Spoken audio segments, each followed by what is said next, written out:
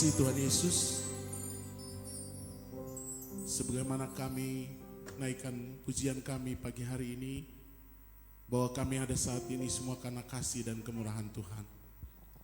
Kami bersyukur Tuhan kalau kami boleh ada di rumah-Mu saat ini. Kami akan memuliakan Tuhan, kami akan menyanyi, memuji, membesarkan nama-Mu Tuhan. Ini yang bisa kami lakukan. Memang tak sebanding dengan apa yang Tuhan berikan buat kami di hari-hari hidup kami. Tetapi inilah bukti penyembahan kami kepada-Mu ya Bapa, Allah kami yang hidup.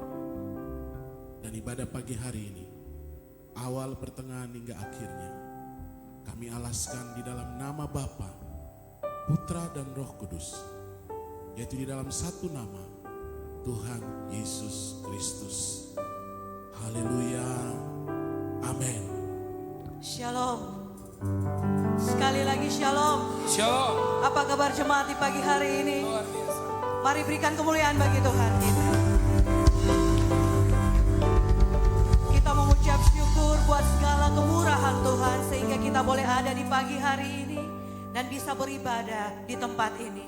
Mari salam kiri kanan, berikan perkataan yang memberkati, katakan bahwa Tuhan memberkatimu. Tuhan memberkatimu. Haleluya. Mari kita siapkan hati kita. Kita mau menyembah Tuhan kita yang hidup. Bapa, kami bersyukur. Kami memiliki Engkau, Allah yang hidup, Allah yang berkuasa di atas setiap kehidupan kami. Karena Engkau Bapa yang sungguh baik dalam kehidupan kami.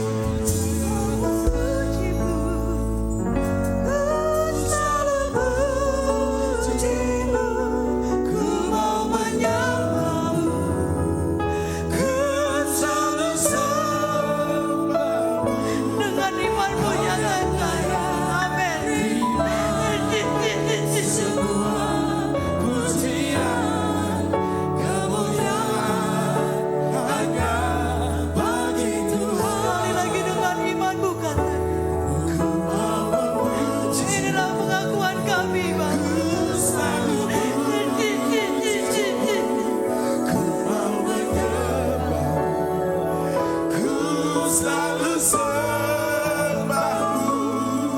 Kau yang layak terima semua pujian, kemuliaan hanya bagi Tuhan.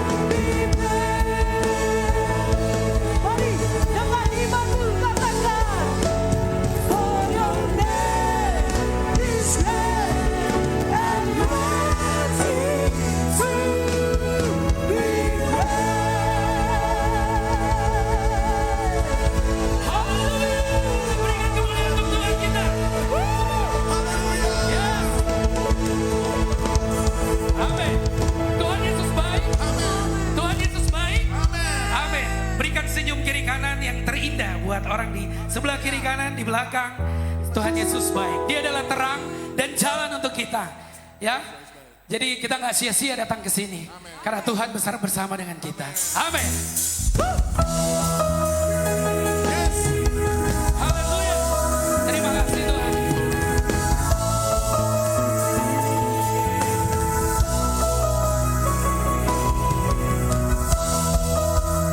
Yes. Bertepuk tangan di atas kepala semuanya.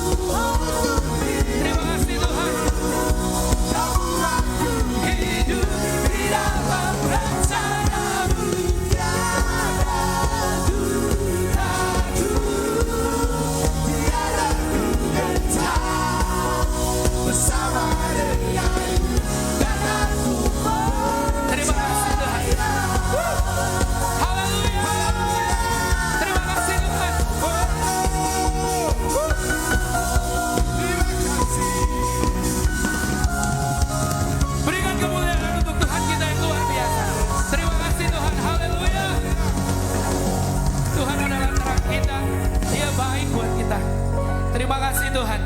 Terima kasih Tuhan Yesus. Terima kasih. Tuhan Yesus, Engkau sungguh baik dalam hidup kita. Kami semua terima kasih Tuhan Yesus.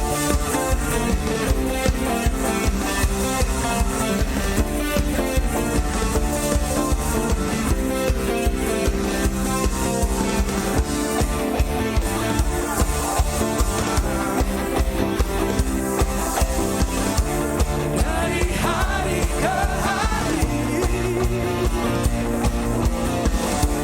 pesan cinta-Mu nyata. Dari generasi ke generasi. Katakan dengan iman. Kau angkat saksiku. Kau angkat beban hidup. Katakan Tuhan Yesus baik. Yesus sungguh baik, sangat baik, teramat baik. Tuhan Yesus sungguh dahsyat, sangat dahsyat, teramat dahsyat. Tuhan Yesus baik, saudara. Amin. Kita katakan pujian ini dari awal. Buktikan yang nyata. Dari hari ke hari. Pesan cinta-Mu nyata. Dari generasi ke generasi. Dengan iman kita bilang, Kau angkat saksiku. Lebih kencang lagi dengan iman. Kau angkat beban. Katakan Tuhan Yesus baik. Sungguh baik, sangat baik, teramat baik. Tuhan Yesus sungguh dahsyat, sangat dahsyat. Sekali lagi katakan Tuhan Yesus baik, angkat jempolnya. Tuhan Yesus, angkat jempol saudara. Sangat baik, teramat baik. Tuhan Yesus sungguh dahsyat, sangat dahsyat, teramat dahsyat. Haleluya. Yeah. Terima kasih Tuhan. Engkau baik. Haleluya. Berani mulia untuk Tuhan. Terima kasih Tuhan. Engkau baik, Engkau sangat baik dalam hidup kami ya Tuhan. Terima kasih Tuhan. Terima kasih banyak Tuhan. Terima kasih Tuhan. Tak sekalipun kami berjalan dalam lembah kelam, Engkau selalu bersama-sama dengan kami. Terima kasih Tuhan Yesus. Haleluya.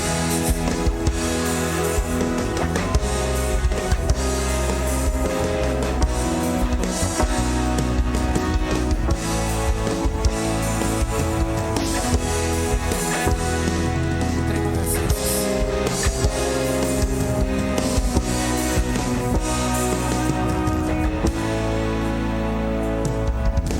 Sekalipun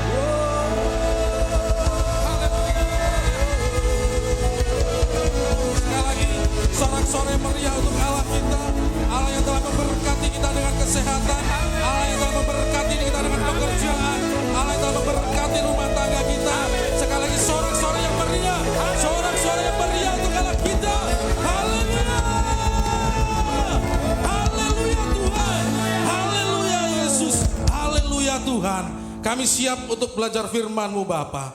Karena segala sesuatu ada waktunya. Kami sudah memuji Engkau. Kami sudah bersorak-sorai, kami sudah melompat, kami sudah berseru meninggikan Engkau melalui pujian, melalui tarian, melalui musik selanjutnya. Kami akan duduk mendengarkan firman-Mu dan Roh Kudus tolong kami untuk kami boleh memahami apa yang isi hati-Mu yang harus kami pelajari hari ini Tuhan. Terima kasih Bapa, inilah doa kami alaskan di dalam nama Tuhan Yesus kami berdoa. Haleluya. Amin. Silakan duduk Bapak Ibu. Terima kasih teman-teman. Pelayan Tuhan masih semangat ya. Dari jam berapa? Jam 8. Masih semangat. Baik. Seperti halnya yang di sesi pertama kali yang kami atau saya sampaikan adalah ucapan syukur saya kepada Tuhan. Karena Tuhan sudah percayakan untuk saya boleh ada di tengah-tengah Bapak Ibu. Juga untuk gembala, untuk ibu gembala, untuk majelis dan seluruh jemaat di tempat ini yang sudah memberikan kesempatan kepada saya untuk boleh berdiri menyampaikan, menyuarakan isi hati Tuhan. Saudara siap mendengarkan firman Tuhan Bapak Ibu? Amin, haleluya saudara. Lanjut ya, saya minta tolong untuk teman-teman yang ada di multimedia. Baik, Bapak Ibu, di hadapan Bapak Ibu ada gambar yaitu pesawat, ada Airbus A380 dan ada juga PAC. Ya, PAC ini pesawat buatan New Zealand, hanya 10 orang muatnya. Loadnya itu sekitar 1.200 maksimum. Kalau Airbus itu ada sekitar bisa muat 853 orang. Ya. Hari Senin Pak Gembala telepon, Pak Gembala sidang di tempat ini telepon pada saya waktu saya di kantor, minta untuk bantu menyampaikan firman Tuhan. Dan saya bilang, Pak ini jam berapa? Jam 8 sampai jam 10. Waduh gak bisa Pak, karena jadwal di pelayanan saya jam 9. Ya, pokoknya bisa gak bisa Pak Dodi harus.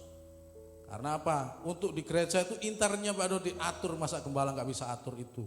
Ya akhirnya siap Pak, karena ini Pak Sekretaris BPD yang perintahkan ini ya. Siap Pak, kami akan melayani. Dan dalam berjalannya waktu saudara, saya ini belajar pelayanan. Masih perintisan, belum genap 2 tahun. Ya. Pelayanan saya ada di Kamke, di GPI Pelita Kasih di lampu merah sana. Masih pos PI saudara. Jemaatnya dihitung dengan tangan ini enggak lengkap. Ya, masih belum cukup gitu ya. Dan akhirnya saya sempat mikir namanya manusia saudara. Waduh. Setelah saya mendapatkan telepon saudara, jiwa intelijen saya bergerilya. Saya buka-buka pasti COP ini, COP ini punya medsos ini. Pasti punya channel YouTube ini. Saya buka-buka nih, ya menyelidiki dalam bahasa kerennya seperti apa. Setelah saya melihat pujian, musiknya, malah sempat down saudara. Ya, karena saya ada di penerbangan, ya pesawat perintis. Saya teringat akan pesawat. Apa yang ada dalam dunia penerbangan? Pesawat sebesar apapun seperti Airbus itu saudara. Ketika dia mau take off, kalau yang mau landing itu ada pesawat yang mau landing, sekecil apapun itu, dia diperintahkan untuk menunggu sama ATC, sama Airnav.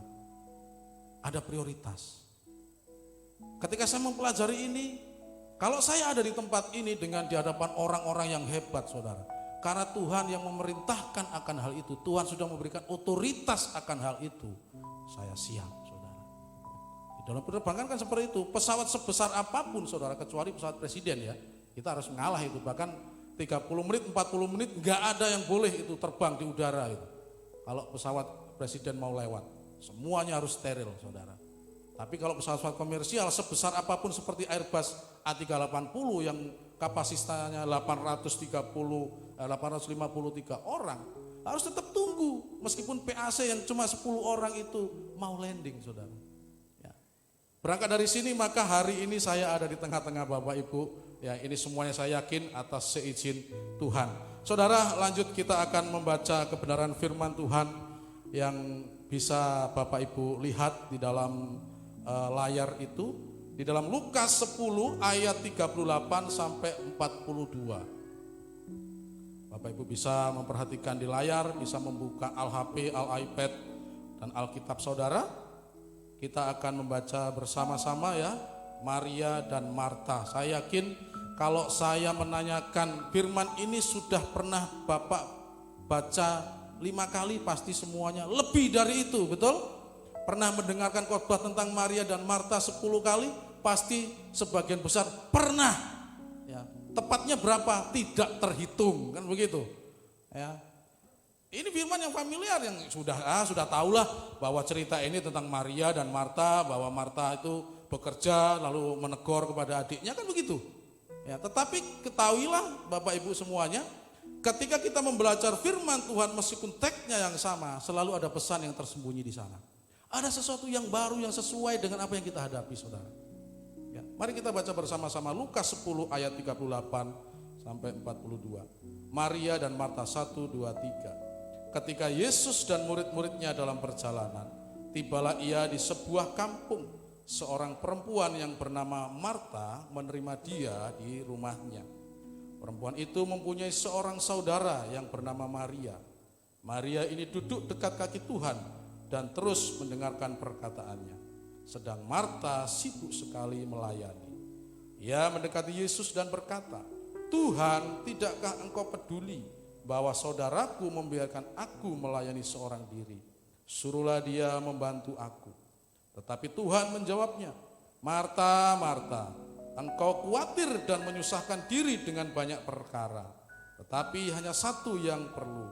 Maria telah memilih bagian yang terbaik yang tidak akan diambil daripadanya." Maaf, saya lupa menyebutkan nama Bapak Ibu. Perkenalan begini-begini nama nggak disebutkan. Apalah artinya itu? Ya, nanti kalau Bapak Ibu tiba ketemu dengan saya, Bapak, kan saya nggak salah juga Bapak Ibu seperti itu, karena saya nggak menyebutkan nama saya. Ya, nama saya yang diberikan oleh orang tua orisinil asli ini ya, Dodi Kurniawan dari Jawa Timur, tepatnya Malang. Istri 1, 3 anak. Yang saat ini saya ajak 1. Yang 2 ada di gereja saat ini. Kenapa saya mengajak ini, saudara? Karena di antara ketiga anak saya, kami setiap mau tidur itu firman Tuhan dan berdoa. Dan pada suatu kali saya tanya, besar mau jadi apa? Mau jadi apa? Jadi apa? Nah, yang kedua ini katanya pengen jadi hamba Tuhan. Ya. Lalu kami berdoa, kami tumpang tangan. Lah yang ini nangis. Kok bisa nangis ya anak kecil kalau kami berdoa? Dari situ saya memiliki suatu tugas selain membesarkan, tetapi saya akan mengarahkan itu. Saya pelayanan sepanjang saya bisa mengajak, saya akan ajak. Saya akan perkenalkan dunia pelayanan kepada anak saya dari dini. Ya. Bukan yang enak-enak saja, yang tidak enak kalau memang Tuhan izinkan dia harus melihat, ya biar, tapi sesuai dengan usianya. Ada waktunya dia akan melihat pelayanan yang tidak enak seperti apa. Tapi sekarang ini masih kecil, yang enak-enak dulu lah. Ya, minum teh di belakang, makan roti di belakang. Ya, yang enak-enak dulu. Ya. Jadi itu sekilas perkenalan saya, saudara. Kembali ke dalam firman Tuhan, bahwa hari ini saya mengambil tema di dalam firman ini adalah miliki hati Maria di tengah dunia Marta. Dari sini kita udah nangkep lah sebenarnya ya. Cuma permainan bahasa saja kan begitu ya. Milikilah hati Maria di tengah dunia Marta. Kita akan melihat video berikut ini, saudara.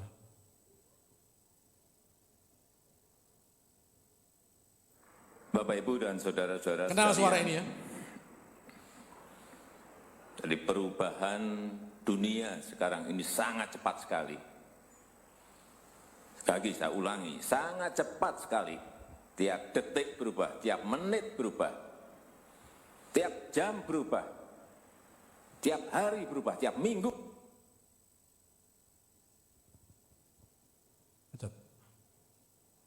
berubah, tiap bulan berubah. Berubahnya cepat sekali.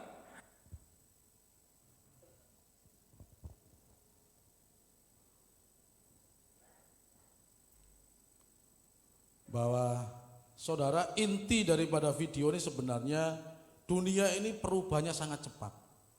Ya. Dulu kita mengenal internet hanya bisa kita pakai atau kita akses itu melalui komputer, laptop. Dan sekarang berubah, berkembang ke HP. Ya. Dan ada pergeseran nilai-nilai di sana saudara. Kami ketiga anak ini tidak suka nonton TV sekarang. Lebih suka mereka tuh menonton apa yang ada dalam HP. YouTube atau TikTok atau apa. Anak saya yang paling besar itu umur 11 tahun. Tak suruh buat akun Facebook, dia nggak mau, udah ketinggalan zaman katanya. Yang tren sekarang itu TikTok sama Instagram Pak. Kalau untuk Facebook itu angkatannya papa. Wah iya kan. Dia nggak mau, ada itu nggak dipakai. Pak hapus Pak. Karena itu sudah itu angkat-angkatannya papa. Yang sekarang itu dia bilang. Ini perubahan zaman teman-teman. Di dalam pekerjaan pun juga seperti itu. Ya. Di sini dikatakan sambutan dari Pak Jokowi ini kalau kita bekerja dengan rutinitas yang ada lewat. Kalau kita bekerja monoton lewat. Artinya apa? Makanya tidak salah ya program daripada Pak Presiden kita pada waktu dia periode pertama. Apa programnya? Kerja gitu. Kalau gereja apa? Doa, begitu kan?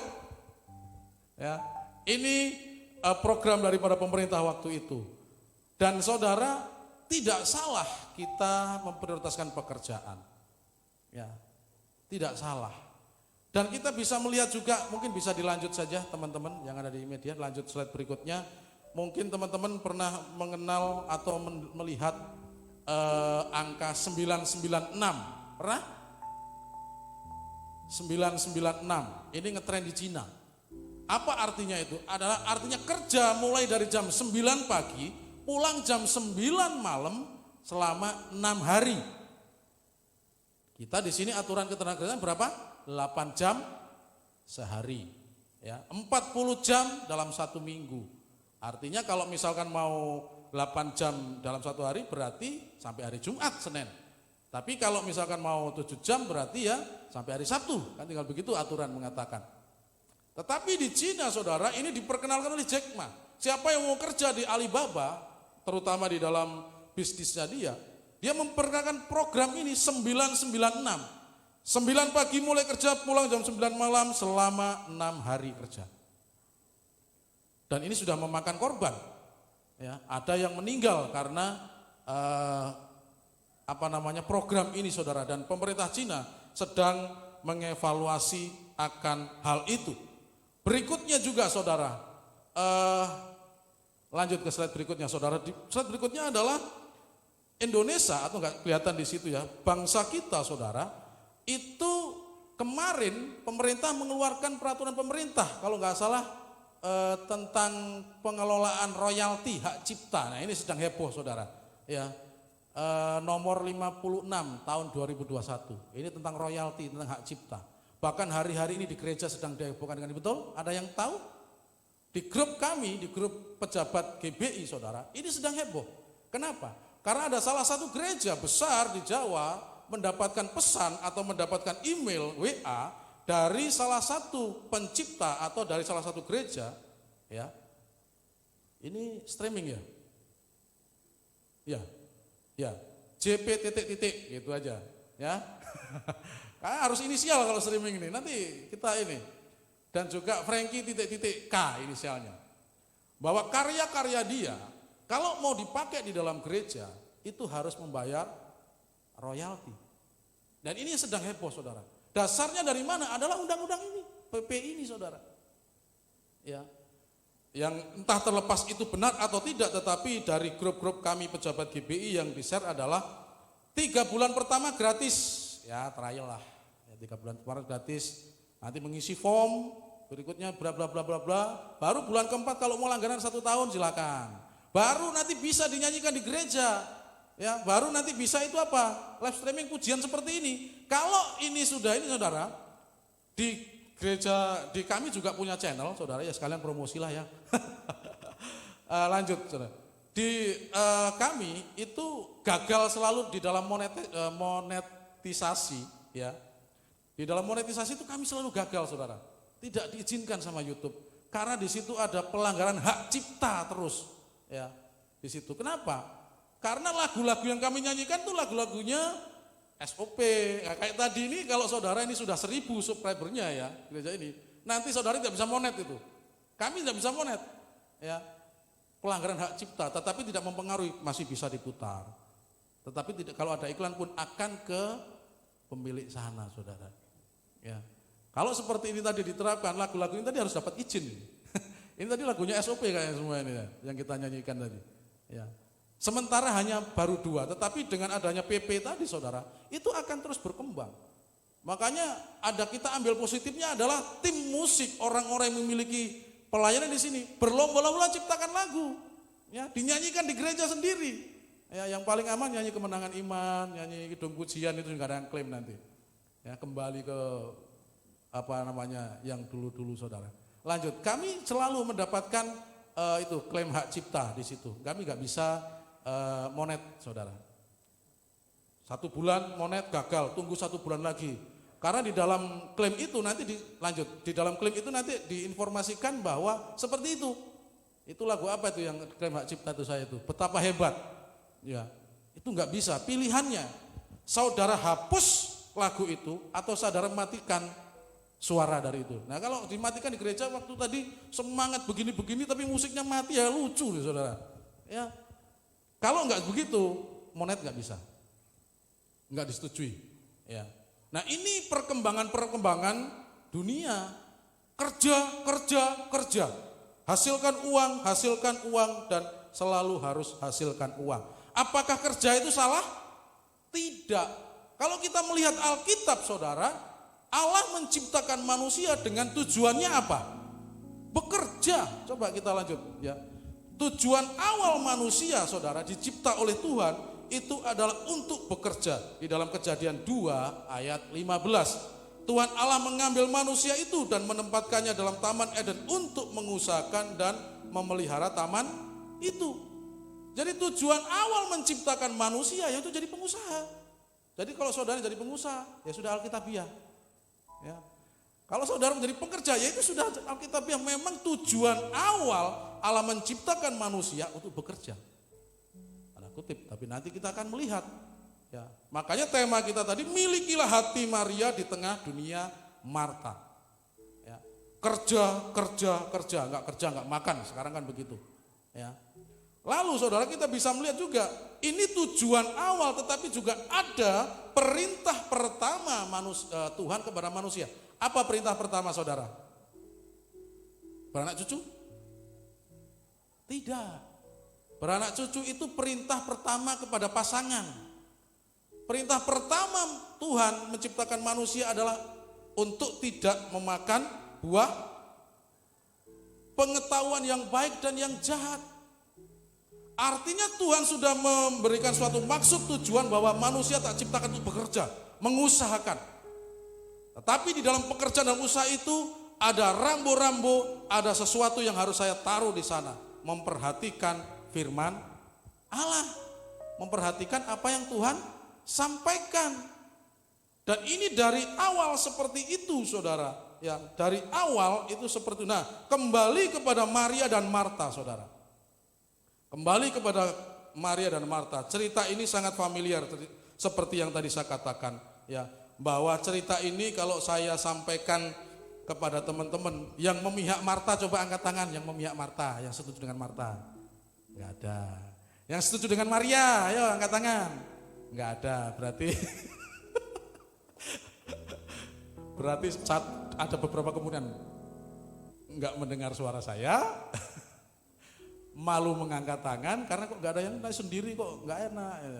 Yang setuju dengan yang ngeblok dengan Marta, coba angkat tangan dari cerita ini. Saudara kan sudah tahu ceritanya. Yang memihak kepada Maria, 1, ini enggak usah malu, Pak. Ya karena ini pendapat, saudara. Ya karena ini pendapat. Kita, saudara, sering mendengar cerita ini bahwa kesannya Marta ini orang yang salah. Kan begitu. Ya, kesannya bahwa Marta ini orang yang mentang-mentang ditegur oleh Tuhan bahwa dia ini salah, gitu ya. Bahwa dia ini tidak benar, ya. Dan dia ini menyibukkan hal-hal yang itu. Itu betul kejadiannya seperti itu. Tetapi ada kalanya kita langsung menarik kesimpulan seperti ini. Bahwa cerita ini menggambarkan tentang bagaimana di satu sisi kerja, tetapi ditegur oleh Tuhan. Tidak salah, saudara. Orang kerja itu tidak salah, saudara. Ya, orang kerja itu tidak salah. Karena apa? Karena Alkitab tidak pernah menghina pekerjaan. Kecuali pekerjaan yang mencuri, korupsi, ya itu nggak sesuai dengan firman Tuhan. Tetapi pekerjaan yang tidak melanggar firman Tuhan, saudara, Alkitab tidak pernah menghina. Ya, bisa lanjut. Pekerjaan apa yang Tuhan tidak hina yang sempat disebutkan di dalam Alkitab, saudara? Pemungut cukai. Ya, itu orang kerja di bea cukai itu. Gambarnya di situ tuh kelihatan tuh ya. Bahwa orang yang Tuhan pekerjaan yang tidak dihina oleh Tuhan, contohnya di dalam Alkitab adalah pemungut cukai, saudara. Apa Alkitab katakan? Jangan menagih lebih banyak daripada yang telah ditentukan bagimu. Berarti kerja untuk di pemungut cukai boleh. Padahal waktu itu ya, pemungut cukai itu tidak disukai oleh orang Yahudi karena bekerja pada pemerintahan penjajah. Nah, ini politik. Ya. Tetapi Tuhan tidak melarang. Lakukan kalau itu pekerjaanmu, tetapi lakukan sesuai dengan tugasmu. Jadi aparat penegak keamanan, jadi tentara apa? Jangan merampas dan jangan meminta, dan cukupkanlah dirimu dengan gajimu. Apakah tentara dilarang oleh Tuhan? Tidak, saudara. Tetapi Tuhan katakan bla bla bla bla bla. Menjadi buruh, saudara. Apakah Tuhan kecam buruh? Tidak. Buruh katakan, hai hamba-hamba, taatilah Tuanmu. Menjadi bos. Ya. Hai tuan-tuan, berlakulah adil dan jujur terhadap hamba-hambamu. Artinya profesi apapun yang sesuai, yang tidak melanggar firman Tuhan, Tuhan tidak pernah kecam. Alkitab tidak pernah menghina. Karena memang tujuan di awalnya Tuhan menciptakan manusia untuk bekerja, mengusahakan Taman Eden. Ya. Ini pemahaman ini yang harus kita ini, jangan sampai karena kita bekerja tidak dalam pelayanan, oh ini bekerja di sana nih tidak Alkitabiah ini. Saudara, tidak.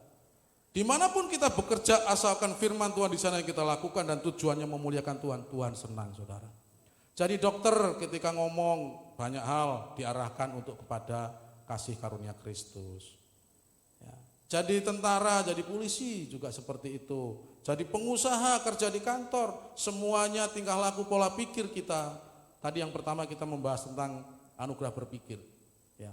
Harus berpadanan dengan firman Allah, saudara. Jadi seperti itu. Jadi Alkitab tidak pernah menghina yang namanya pekerjaan. Alkitab justru menghargai orang yang bekerja. Karena Alkitab mengatakan orang yang tidak bekerja tidak usah makan. Ya. Ini Alkitab katakan seperti itu. Nah, kita kembali ke dalam Marta, saudara.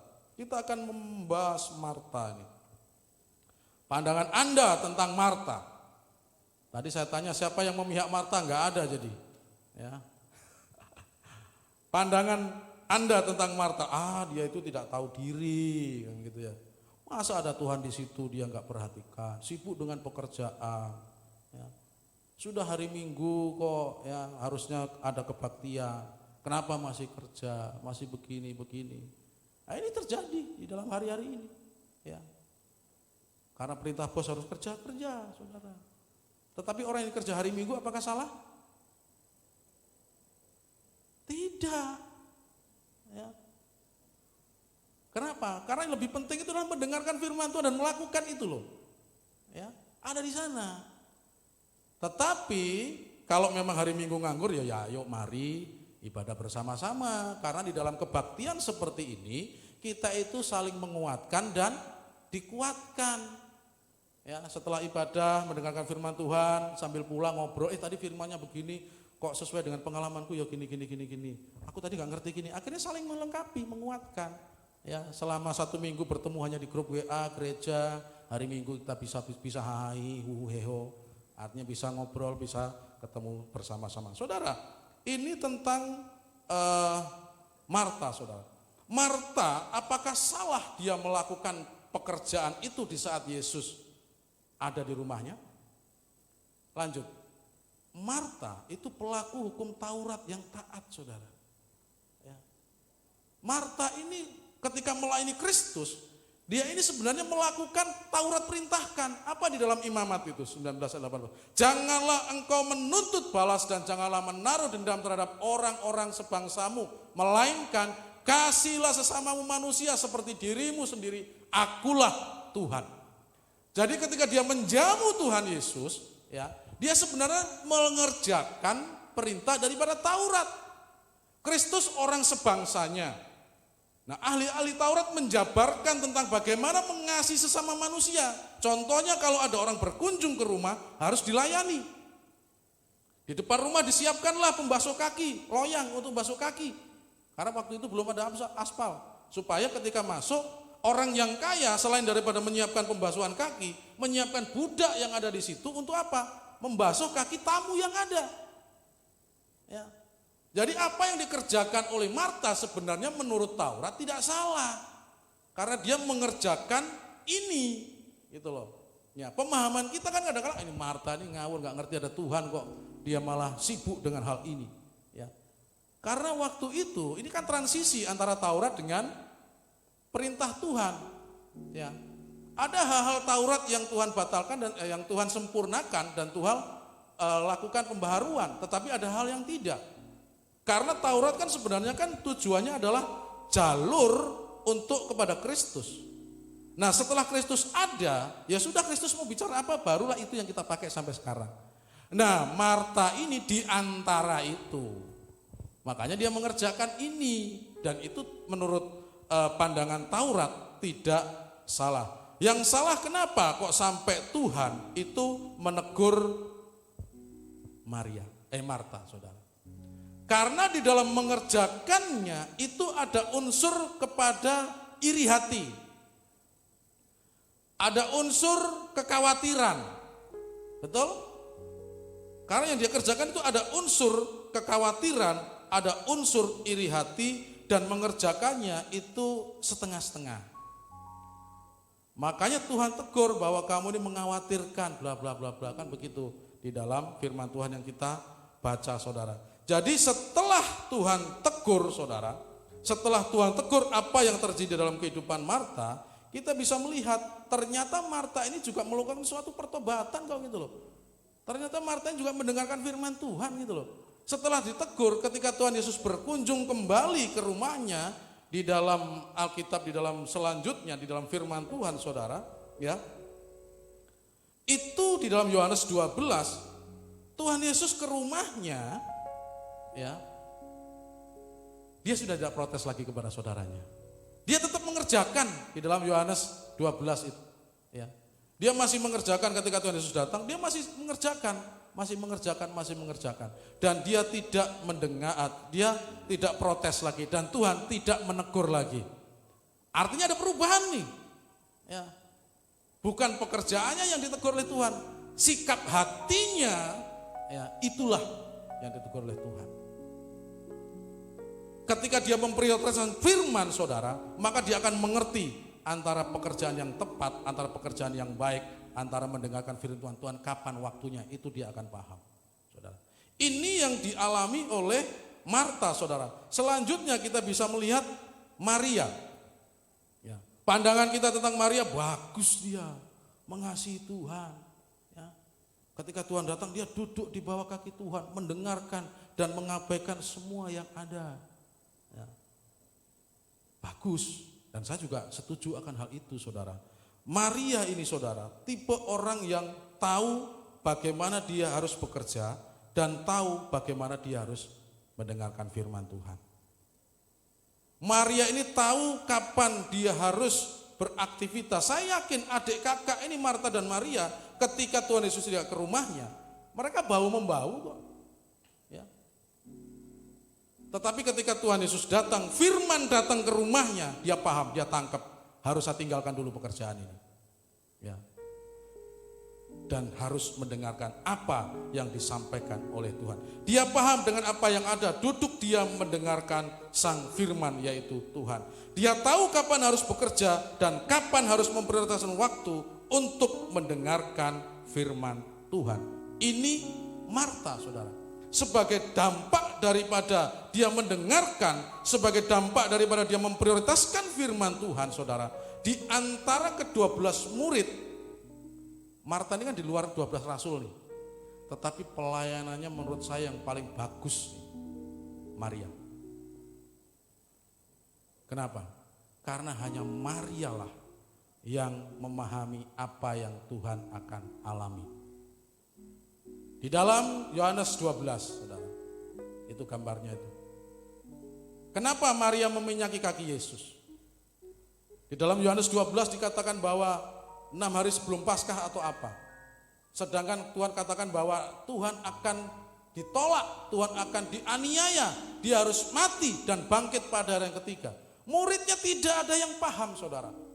Tetapi Maria menangkap akan hal itu. Kenapa dia menangkap?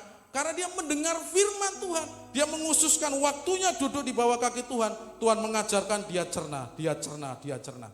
Di antara ke-12 rasul, saudara, hanya Maria ya yang bukan 12 rasul yang memahami apa yang akan dialami oleh Tuhan Yesus. Makanya dia ketika Tuhan Yesus berkunjung ke rumahnya, ya, maka dia mengambil minyak. Dia meminyaki Tuhan Yesus untuk menghormati kematiannya. Nah, yang tidak paham murid-muridnya kan, ini pemborosan ini, ya. Minyak yang sangat mahal, kenapa nih? Mendingan dijual uangnya untuk orang miskin. Nah, Tuhan tegur nih orang muridnya sendiri nih. Hatimu tuh hanya itu saja, padahal sebenarnya tidak ada. Ya. Maria menangkap isi hati Tuhan karena dia mendengar, memperhatikan firman Tuhan, saudara. Di antara 12 muridnya tidak ada yang paham apa yang dimaksud oleh Tuhan, saudara. Maria melakukan persiapan untuk kematian Tuhan dengan apa? Dengan meminyaki Kristus. Ya. Kan itu Tuhan Yesus ceritanya berkunjung ke rumahnya Maria dan Marta dan kakaknya Lazarus yang sudah dibangkitkan. Belajar dari pelayanan di dunia, saudara, kita bisa melihat 3 keluarga ini di dalam pelayanan yang ada.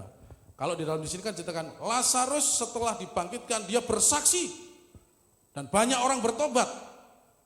Ya, penginjil lah, pengkhotbah penyampaian firman Tuhan. Maria apa? Oh, Maria ini pelayanannya adalah pendoa. Ya, duduk di bawah kaki Tuhan, memuji. Marta apa? Diakonia, melakukan pelayanan holistik. Jadi keluarga ini gambaran dari pelayanan yang ada di dunia.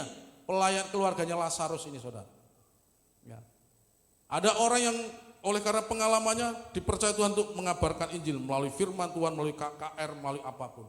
Tetapi ada juga yang memang tugasnya adalah untuk menyembah, menjadi pendoa, menjadi pemuji. Nah, ketika pelayanan itu tepat pada karunianya, itu akan menjadi berkat yang luar biasa. Pelayanan yang dilakukan dengan tepat sesuai dengan karunia, saudara, itu ibaratnya candu. Kalau enggak disuruh, kita tanya. Coba saudara WL yang ada di sini karena suka memuji, ya, enggak dijadwal 1 bulan, dia akan tanya itu, Pak, kenapa saya enggak dijadwal ini? Tetapi kalau hanya bisa memuji, terus dia enggak bisa misalnya firman Tuhannya itu ya sebatas gitu, terus dijadwal firman Tuhan, dia akan memberontak itu. Jangan saya, Pak, jangan saya. Kalau dipaksa, saya enggak mau WL lagi. Ya, saya dipaksa, saya enggak ini. Tetapi saudara, kalau itu sesuai dengan karunia, saudara, enggak saudara jadwal, enggak pengurus jadwal, minta, Pak, kapan jatah saya? Maka carilah rahasianya, carilah karunia yang ada dalam pelayanan.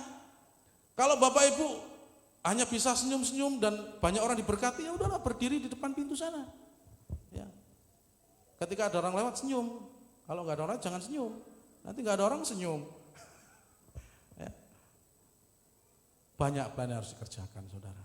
Melalui keluarga ini kita bisa melihat. Nah, Maria, saudara, Maria ini sekali lagi yang saya katakan, dia karena mendengar firman Tuhan, dia memahami dan mengerti apa yang akan Tuhan alami. Hanya dia yang tahu Yesus akan dimakamkan, hanya dia yang tahu Yesus akan disalib, dan hanya dia yang persiapkan dengan menuangkan minyak kepada Kristus. Yang lainnya, Petrus yang selalu dengan Tuhan, Yohanes kemanapun lengket dengan Kristus, enggak memahami. Sudah dikasih tahu 3 kali pemberitahuan tentang Tuhan Yesus mau disalib, mau harus mati. Mereka enggak paham. Tetapi hanya Maria ini dibuktikan dengan meminyaki Kristus di dalam Yohanes 12 ini, saudara. Mengapa dia bisa punya kepekaan seperti ini? Mengapa Maria memiliki kepekaan seperti ini, saudara? Jawabannya adalah karena dia mendengar. Ya. Karena dia mendengar. Banyak dari kita hanya mendengar, tetapi tidak mengolah, ya, tidak kita resapi, tidak kita gumulkan, dan kita nggak mengerti, nggak memahami itu.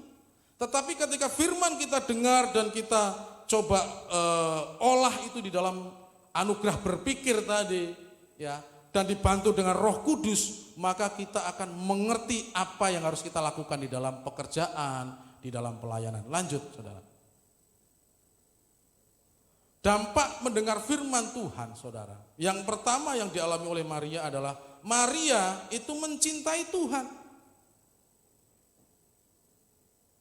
Dampak daripada kita, saudara, mendengar firman Tuhan, kalau dampaknya kita tidak mencintai Tuhan, saudara, perlu dipertanyakan. Apa yang kita dengar? Ya. Yang kedua, dampak mendengar firman Tuhan yang dialami oleh Maria adalah peka terhadap apa yang harus dikerjakan, saudara. Peka terhadap apa yang harus dikerjakan. Kembali lagi, dia meminyaki Yesus karena dia tahu bahwa Yesus akan mati, bahwa Yesus akan dikubur, saudara. Dan murid-muridnya tidak akan hal itu. Pertanyaan berikutnya, bagaimana dengan kita? Ya. Kalau kita ingin peka dengan apa yang akan terjadi, kalau kita ingin tahu setiap solusi dari jalan keluar dari persoalan yang ada, saudara, dengarkanlah firman Tuhan. Mulai dari Kejadian sampai Wahyu, di sana segala persoalan hidup ada solusi. Ada kesaksian orang yang luar biasa. Sesi pertama tadi kita membahas Daud. Dengan anugerah berpikirnya bagaimana? Sudah diurapi, sudah dekat di istana, sudah menjadi menantu raja. Tetapi ternyata menjadi buronan nomor 1 bagi bangsa Israel. Untuk makan aja dia harus tipu seorang pendeta atau imam di Nob. Saudara, tibalah waktunya. Ternyata Saul sendirian sedang buang hajat. Orang-orang di sampingnya, bunuh. Kamu bunuh, maka nubuatan akan tergenapi. Apa yang dilakukan? Enggak, jangan. Aku enggak mau menyentuh orang yang diurapi Tuhan. Apakah kesempatan ini? Ternyata ada kesempatan lagi. Ketika Saul ada di padang gurun Sif. Ya, Sif. Dia di hadapan bersama dengan 3.000 pasukan pilihan, dia tertidur di tengah-tengahnya. Semua kok tertidur, pasti ada yang jaga harusnya. Alkitab katakan Daud sampai bisa mendekati Saul. Abisai keponakannya, om, nggak usahlah kamu yang membunuh. Karena dia tahu bahwa apa? Ada kesempatan pertama, sudah tahu sifatnya, oh dia tidak mau ini.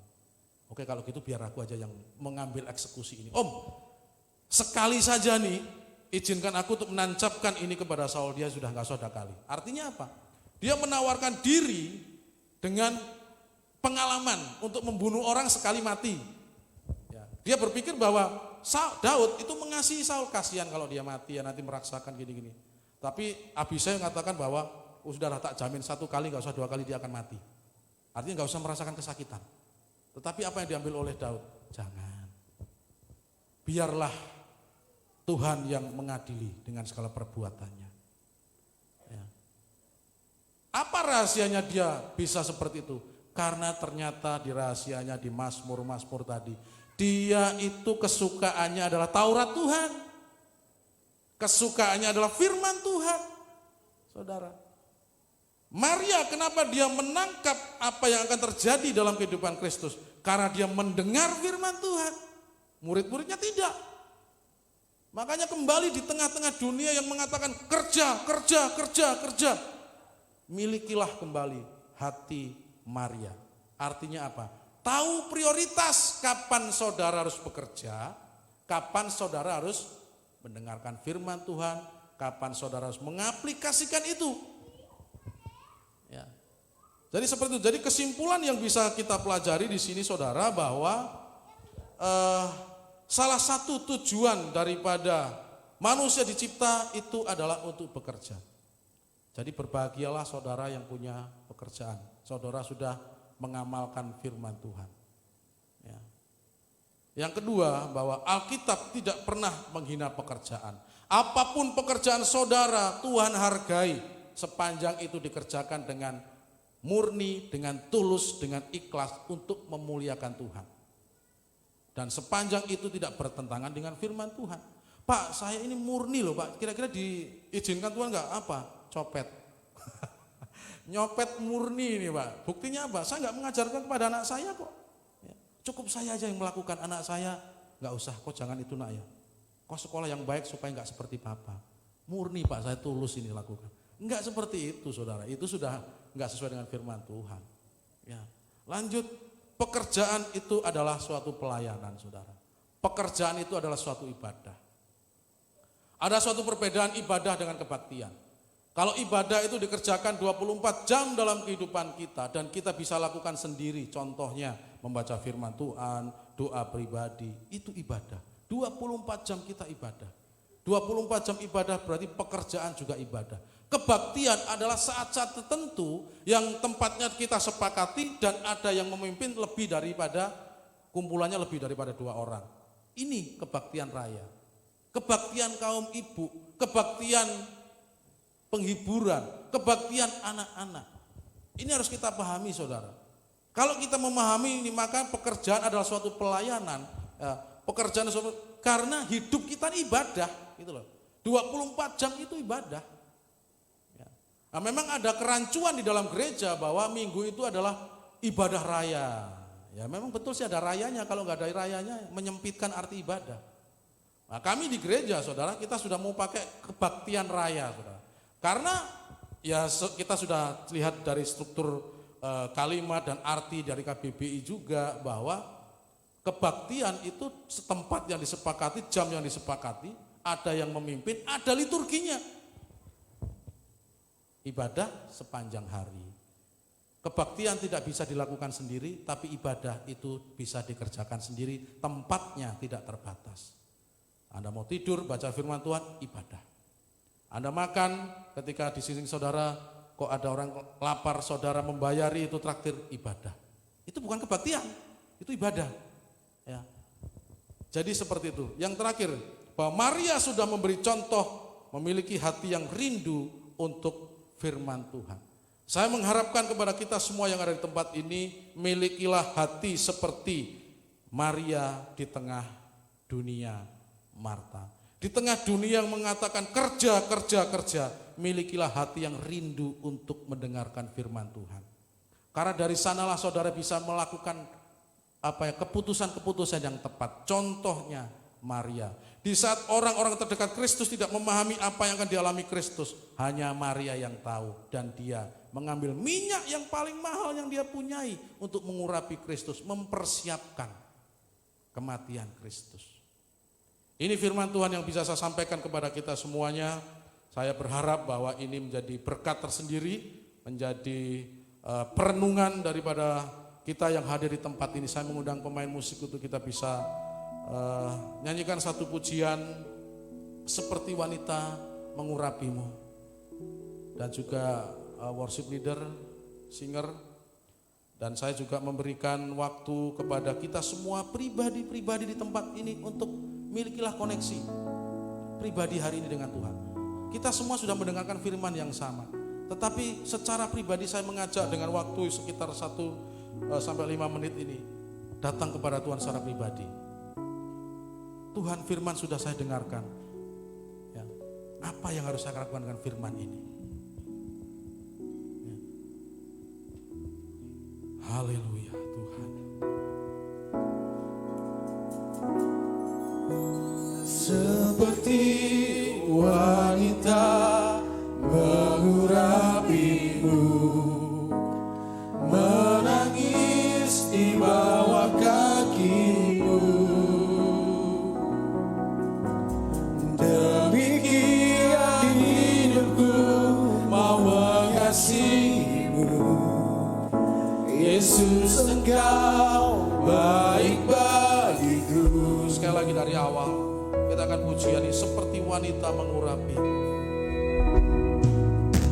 Seperti wanita mengurapimu,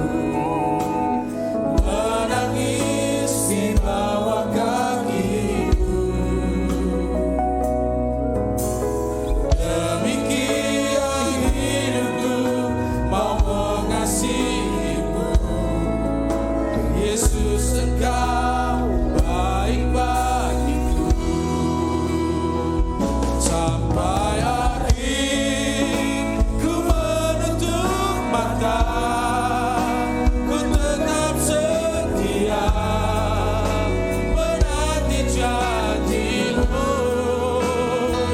Sampai ku dapatkan mahkota kehidupanku, ku tetap setia untuk melayani-Mu. Sampai akhir hidupku, sampai akhir ku menutup mata, ku tetap setia menanti janji-Mu. Sampai ku dapatkan mahkota kehidupanku, ku tetap setia untuk melayani-Mu. Sekali lagi dengan lembut kita ulangi dari awal pujian ini, dan kalimat demi kalimat saudara, kalimat demi kalimat dari pujian ini mari kita renungkan.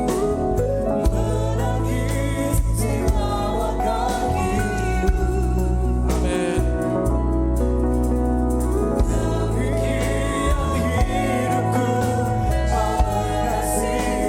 Setiap kami mau mengasihi Kau Tuhan. Yes, dan kami mau membuat komitmen untuk tetap setia Tuhan. Ya, Ku menutup mata, ku tetap setia menanti janji-Mu. Sampai ku dapatkan mahkota kehidupanku, ku tetap setia untuk melayani-Mu.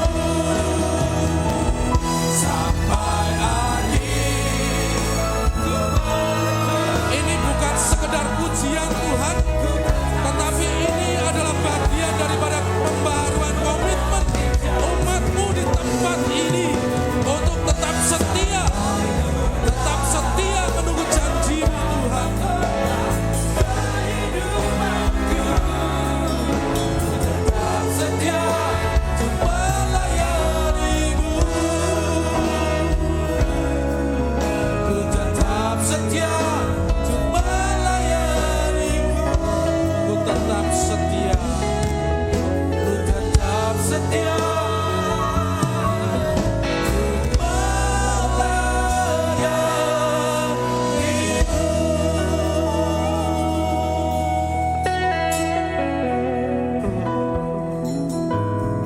mari kita renungkan firman Tuhan ini. Pertumbuhan iman kita semua adalah yang lebih penting adalah hubungan kita dengan Tuhan secara pribadi.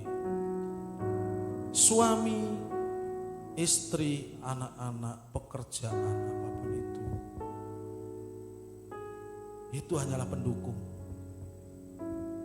Untuk itu sebelum kita meninggalkan tempat ini, firman Tuhan sudah sama-sama kita perdengarkan. Renungkan dengan waktu yang ada. Tanya kepada Tuhan, Tuhan apa maksud daripada firman ini? Tanya secara pribadi kepada Tuhan. Dan mohon pencerahan dari Tuhan. Dunia saat ini sedang memprioritaskan kerja. Di tengah dunia Marta ini, melalui firman yang ada, saya mengajak kepada kita untuk memiliki hati seperti Maria. Tahu prioritas, tahu tempat, tahu kapan harus bekerja, tahu kapan harus merenungkan dan mendengarkan firman Tuhan. Karena itu harus seimbang.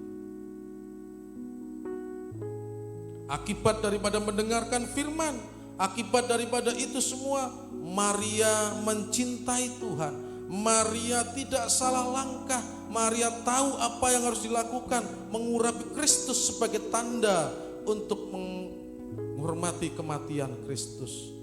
Meskipun murid-murid yang lainnya selalu bersama dengan Tuhan, dan mereka secara khusus 3 kali dikasih informasi akan hal ini, mereka tidak memahami.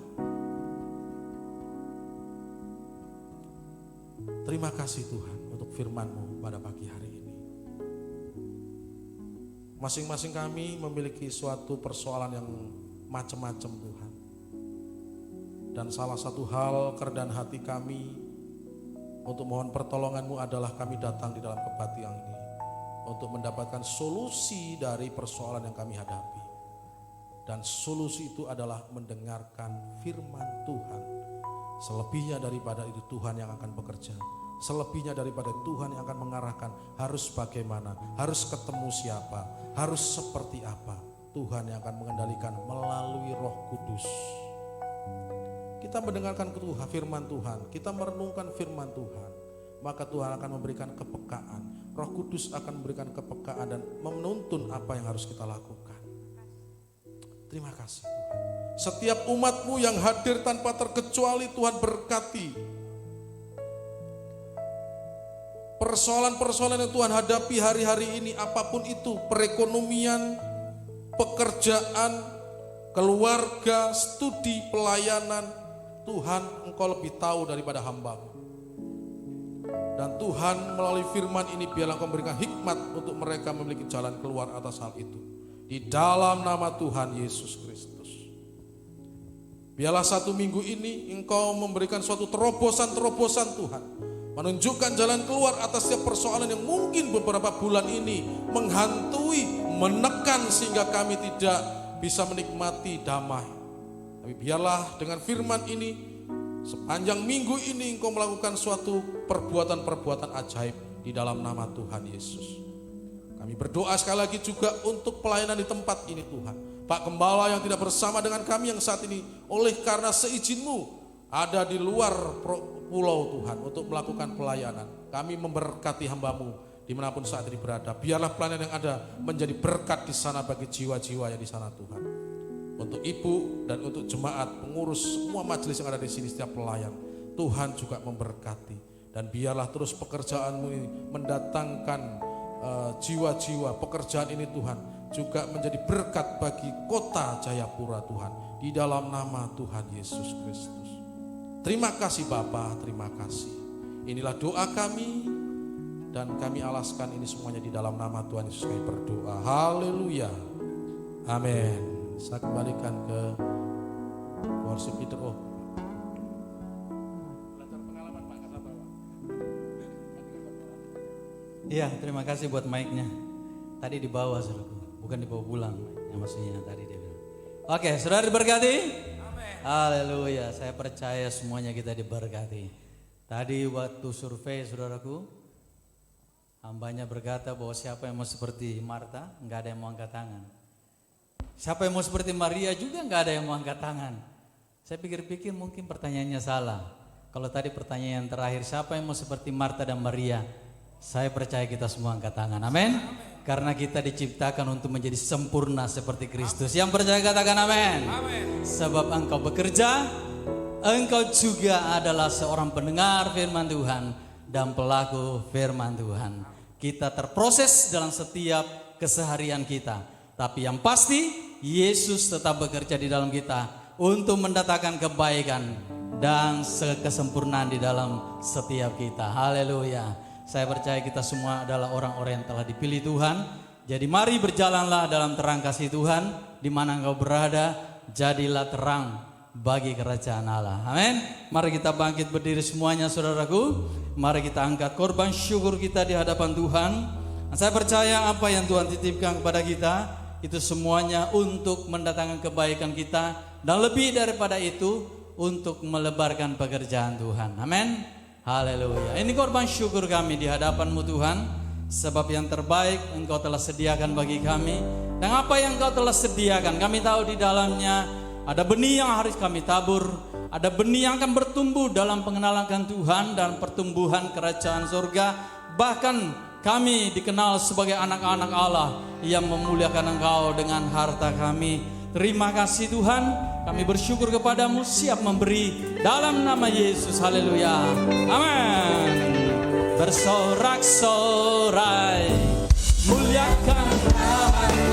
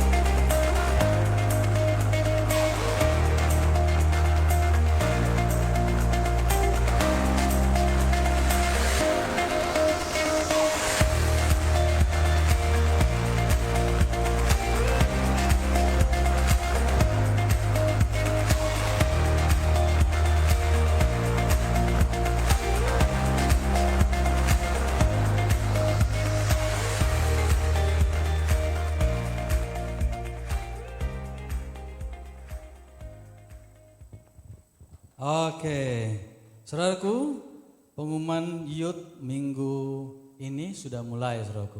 Saya lihat semuanya sekitar 60% ini orang-orang muda, saudaraku ya.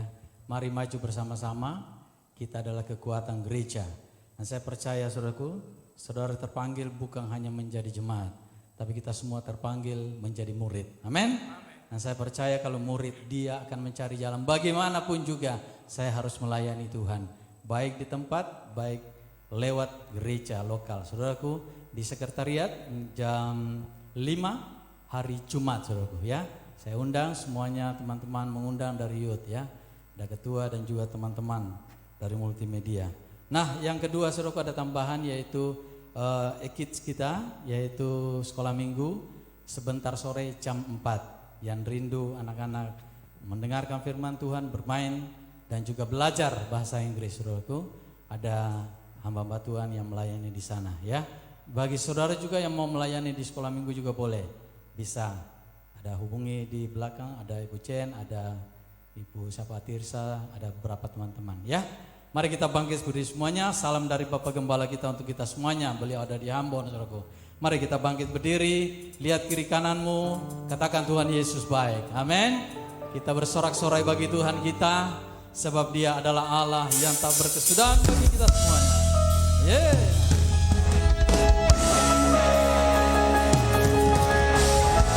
Inilah kerinduan kami, Tuhan. Berada di mata Kau.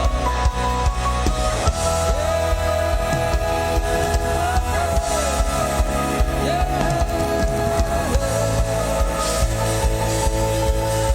Mari bersama-sama di hadapan Tuhan.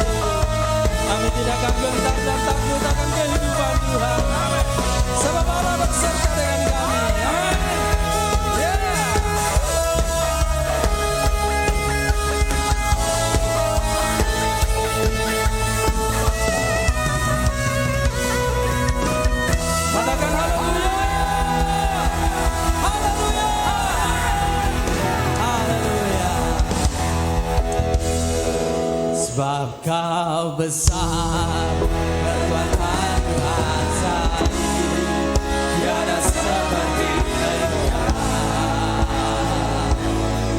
tiada seperti Engkau. Sebab Kau besar, perbuatan Tuhan satu, tiada seperti Engkau, tiada seperti Kau besar, Kau besar,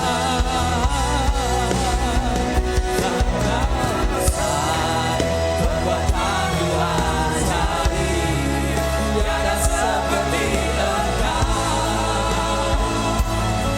tiada seperti Engkau. Sebab Kau besar, perbuatan Tuhan satu, tiada seperti Engkau, tiada seperti tiada seperti Engkau, tiada seperti Engkau,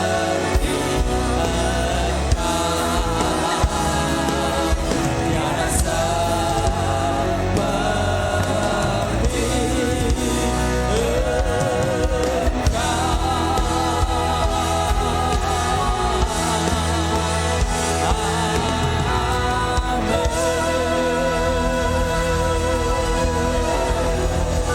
Amin, amin, amin, amin, amin.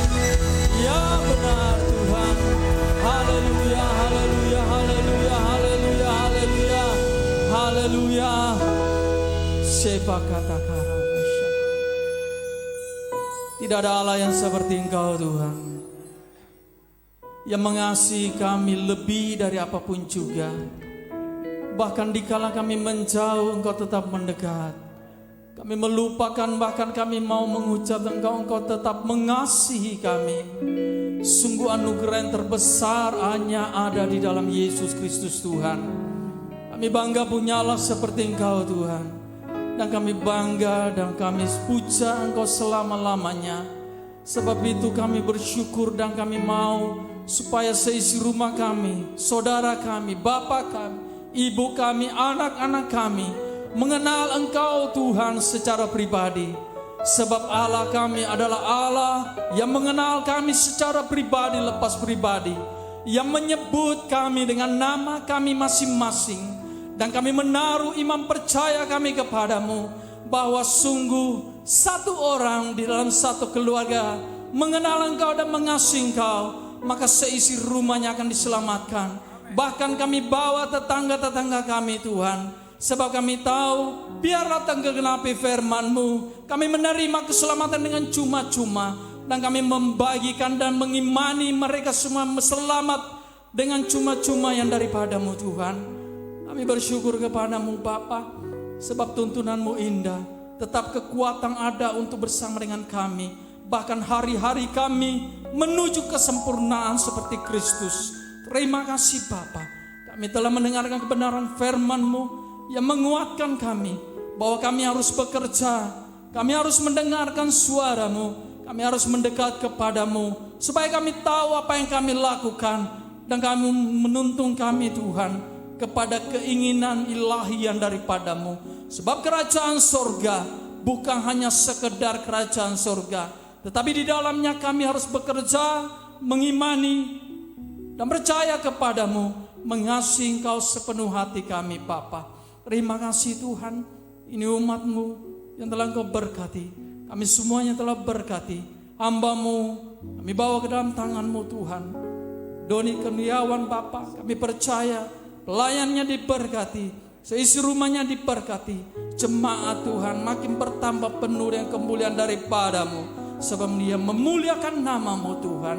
Terima kasih Bapa. Semua hamba-hamba-Mu di tempat ini diberkati Tuhan. Semuanya baik pemain musik, singer, WL yang mengatur kurti sound system Tuhan, dan semua yang terlibat dalam pelayanan ini, Engkau Allah yang tidak pernah berhutang. Engkau pasti memberkati mereka semuanya. Terpujilah nama-Mu Tuhan. Terima kasih Bapa. Kami akan berpisah dari tempat ini, tetapi Engkau tidak pernah berpisah dengan kami. Kami akan berjalan dalam tuntunan hari-hari kami yang penuh dengan kemuliaan Tuhan. Mari angkat kedua tanganmu, terimalah berkat Tuhan. Tuhan memberkati engkau dan melindungi engkau. Tuhan menyinari engkau dengan wajahnya dan memberi engkau kasih karunia. Tuhan menghadapkan wajahnya kepadamu dan memberi engkau damai sejahtera. Damai di tempat bekerja, damai keluar masukmu, kekuatan daripada Tuhan menjadi bagianmu. Di bawahnya engkau naik bukannya turun, diangkatnya engkau sebab engkau telah dipilih untuk menjadi alat kerajaan surga sampai dia datang kali yang kedua. Kasih dari Allah Bapa memenuhi hati dan pikiranmu, penyertaan dari Tuhan Yesus Kristus menjadi bagianmu, dan pertolongan dari Roh Kudus menyertai kita sampai dia datang kali yang kedua menjemput semuanya kita. Saleh-saleh Tuhan, terimalah berkat yang dari Tuhan ini di dalam nama Tuhan Yesus Kristus. Yang percaya dan menerima berkat Tuhan berkata amin. Tuhan berkati kita semuanya. Selamat hari Minggu. Shalom.